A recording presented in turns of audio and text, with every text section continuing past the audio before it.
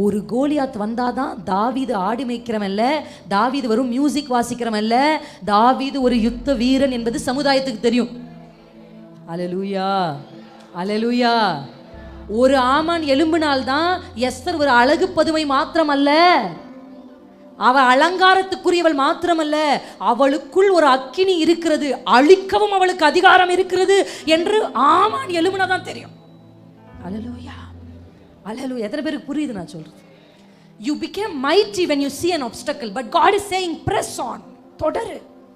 நீ தொடர்ந்து போவதற்கு உங்களுக்கு தேவையான எல்லாம் இயேசு கிறிஸ்துவினாலும் பரிசுத்த ஆவியினாலும் சபைக்கு கர்த்தர் கொடுத்திருக்கிறார். தொடரு. தடைகளை பார்த்த உடனே உட்கார்ந்துராதீங்க, வியாதிகள் வந்த உடனே உட்கார்ந்துராதீங்க, 4 பேர் பேசணும்னா உட்கார்ந்துராதீங்க, ஜெபத்தை நிறுத்தாதீங்க, போராடுறதை நிறுத்தாதீங்க, பிரதிஷ்டையை மாத்தாதீங்க, கர்த்தர் உங்களுக்கு கற்றுக் கொடுத்தவைகள் நற்கிரைகளை செய்வதை நிறுத்தாதீருங்க. இந்த வருஷம் நீங்க தொடரணும், பிரஸ் ஆன் பண்ணணும். இந்த வருஷம் கர்த்தர் உங்களை என்கரேஜ் பண்றார். மகிமை வெளியரங்கம் ஆகணும்னா, மகிமை வெளிப்படணும் அப்படின்னா, உன்னதமான மகிமை வெளியே வரணும் அப்படின்னா, அல்லேலூயா, ஒரு மெய்ப்பன் வாரியரா மாறணும்னா ஒரு கோலியாத் எழும்பணும்னு கர்த்தர் விரும்பினார்.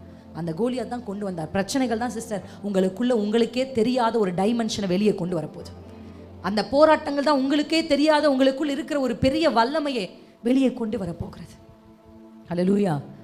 அதை உடைச்சாதான் வாசனை வெளியே வரும். கர்த்தர் உங்களை உடைக்கிறார்னா உங்களுக்குள்ள இருந்து நற்கந்தமான ஒரு வாசனையை வெளியே கொண்டு வரவே கர்த்தர் அதை செய்கிறார். பிரஸ் ஆன், தொடர்ந்து போங்க.